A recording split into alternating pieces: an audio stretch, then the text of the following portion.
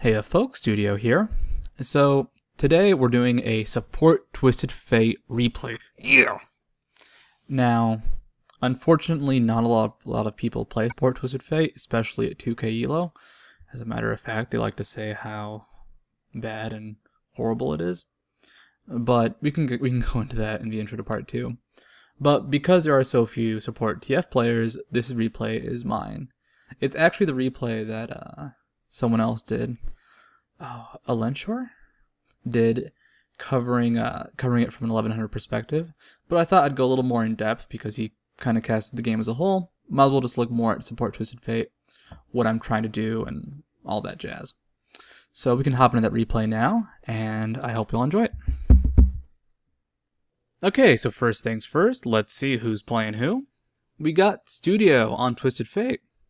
I like that guy and his cracking voice. We got Rammus being played by Trick0850, Nemesis 14 on Corky, Probo on Olaf, Brad Monk on Brand, Nubby Pooh Bear on Shaco, C. Ross on Lee Sin, Ninjakin on Katarina, O. Ermi on Ezreal, Shadowy Prince on Blitzcrank. I know it's O. Hermy, but O. Ermi just sounds so funny. So anyhow, Rammus is soloing top. That was my fault because I made the joke saying, hey, Rammus is a great solo top. And I actually think he is in some situations, but this was first pick. But no one ever thinks Rammus is going to solo top, so that was pretty awesome for us. So, we go back to the bot lane, me and Corky. We are not in time for Golem, so he buys a 4th pot. You can do that in bot lane. You generally don't miss a creep, so it's usually safe to do. And we assumed they were doing our red, but right there, as you could see, they still had lizards up. So, when you invade and take someone else's red, if they have a jungler that starts red themselves, and you don't run into them, you make assumptions that they took yours. It's always a good idea to check at a safer time when they, aren't doing red as a group, to go ahead and make sure that, it's still there. Now, all of a sudden, Olaf has extra time to go do red, and it might get stolen, it might not, but it's not the end of the world. Now, as you can see, in bot lane, I put down a lot of wards. I had 2 wards for Tribush and River, 2 wards for the bushes and lane. Now, Shaco requires a lot of wards. As you can see, he is in our jungle, waiting to gank us. Had I just warded River, we would not know this. And Blitzcrank requires a lot of wards because he grabs you with his fist and kills you. But before we get into that, Shaco's going to try and gank us. Now, to get past our wards, he had to blow his stealth and flash early. Well, his stealth flash, he has exhaust. So, we're safe because of that. And he actually keeps going with the aggression. Now, even if you're someone who wants to try and get a lot of kills as a jungler, don't take these huge risks just for some extra damage. Now, I do something dumb. I flash here, and I did not need to do that. I did not think Ignite was going to kill him, but as I flashed, I'm like, oh no, it's going to do it! But I, stunned anyways. So, the support getting the kill's bad, but luckily, them chasing me put them so far out of position and Brand responded appropriately that we're going to get 2 more kills out of this. So, this lesson goes both ways. If you're going to chase someone early, and you need to do flash to actually get the chase off, be very, very careful of how you chase. Because if you go into the jungle, there's only 2 ways out of that bot jungle. There is the entrance by mid, the entrance by bottom. So the fact that they went in to chase me and got pincered meant that, well, they were dead. And if you're mid or bot and you see someone in that situation, go chase. Go do some damage. Because you can get some kills like that, and that will be a huge boost to your team. So, the way this lane works is, I'm going to stun somebody, and Corky's going to Q them and get an auto attack off. We don't need to do a lot of damage all the time with like every burst, but usually it only takes 2 or 3 bursts before someone is in kill range, maybe even 1, if you're far enough ahead.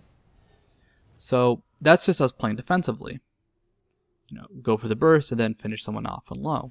Later on, if Corky gets high enough burst, which he does, you can just go straight for kills, because Corky's good at that. So once again, keeping up those wards.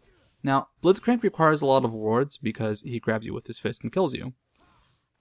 Now, at level 1, I played that poorly. I warded both bushes even when they weren't in a position to really do any damage. Now, I don't have any wards.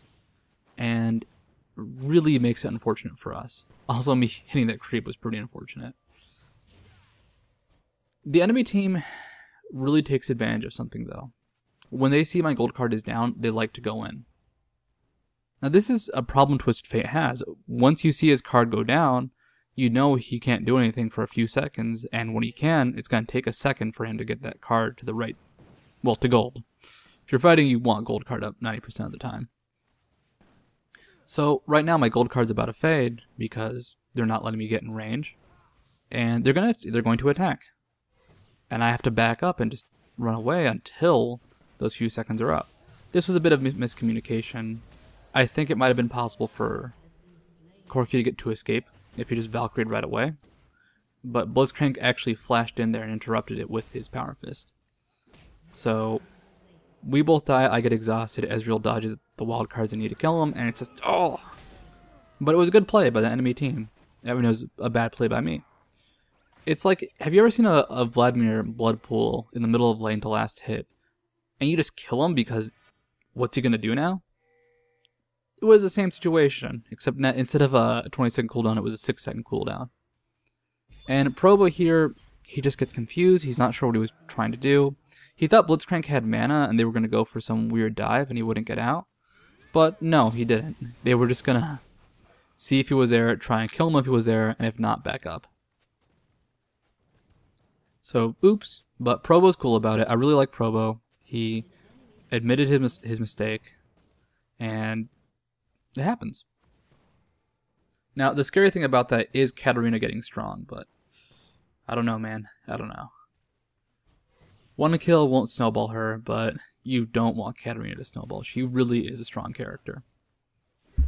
So right now we're kind of scared. We're not ahead like we were at the beginning of the game.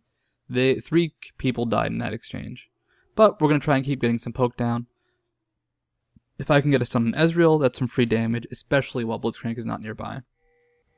Blitzcrank being level 6 is also very, very scary, but as long as we don't let him get a good grab on us, we're fine. Now, what you want to watch out for in the bot lane is overcommitting to team fights, or to fights down here. It's perfectly okay to do some damage and back off, especially if you can zone somebody out. But when you chase people and go for kills, that's really going to set you apart. Now right there, look how far back Ezreal was. He was off my screen. And over here, Katarina's getting super ganked. In the meantime, we walk into the bush and just go for Blitzcrank. He was overcommitting to grabbing us and killing us. It was at a point where even if he had grabbed us, we would have been fine because Ezreal was just so far away. And that is me getting beaten up like crazy. Now Blitzcrank makes one more mistake. He assumes we don't have a ward here. And he didn't see us put one down, but, well, usually put a lot of wards against Blitzcrank. He might have also been baiting for Shaco, actually, so that's a possibility. But now he's super low. And that's why I hate Shaco. He can pop in from nowhere. And I'm going to die again. So what do? I go for a stun. I try and do some damage before I go down. And we get Blitzcrank for it. So that's pretty cool. I mean, it's not nothing. And now we have Brandon and Olaf here just to beat the hell out of that Ezreal. So Brand is actually doing really well too. But Katarina's got a lot more CS on him. I don't have the number, like the scoreboard up, but Katarina's very, very good at CSing. So, despite the fact that Brand's getting these kills, Katarina's might just snowball on her own because she's so good at laning. This is a very good Katarina. Good job, Jake. Getting that sweet dive on Brand. So, we're in the same situation again, though. We got a ward at Dragon. We're less scared of Shaco now, and he's probably not going to go into our jungle anymore because he realized that a lane gank can work super well. You might have to rely on Blitzcrank getting a grab off, but hey, you know, if you do it, you're dead. But we're still kind of that same situation, and I've hit 6 now. Now, hitting 6 as Twisted Fate is awesome because it means you are now the best roaming support in the game. Well, at best at roaming. Alistar has better ganks, but he doesn't teleport onto people instantly.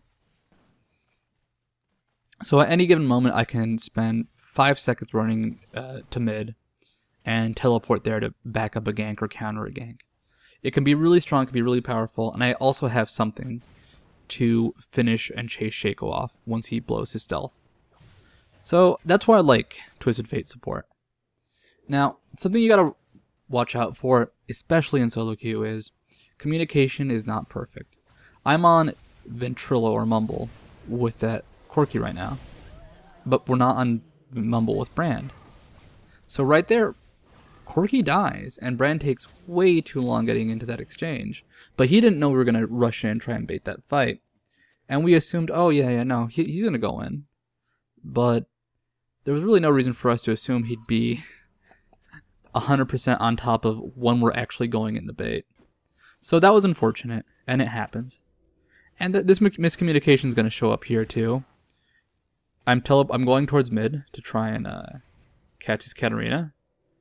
She did do the ward shampoo technique, which was really good on her part because she also got the ward in the bush. I might have been there before, but still. I mean, well played by her. And I thought we were going to go in. So with like half a second left on gold card, I try and stop her, see my team backed up, and just run away. I'd like to imagine if there was a way for Twisted Fate to tip a hat and say goodbye, partner, I would have done it, but no.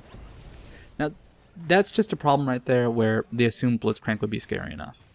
We actually didn't know Blitzcrank was there. I mean, Corki might have known, but I just assumed he was roaming.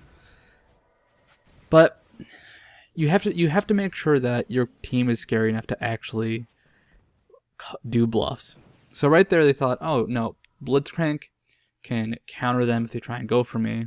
So they're not going to want to go for me because it's just going to be such a big risk. The problem is we don't care about Blitzcrank. If we get a good stun combo and damage combo onto Ezreal, that is so much damage he just might die. So what they needed to do was make sure Ezreal didn't get hit and Blitzcrank was actually there to scare us off instead of go ooga booga after Ezreal was already dead. So this was part 1. I'll see y'all in part 2.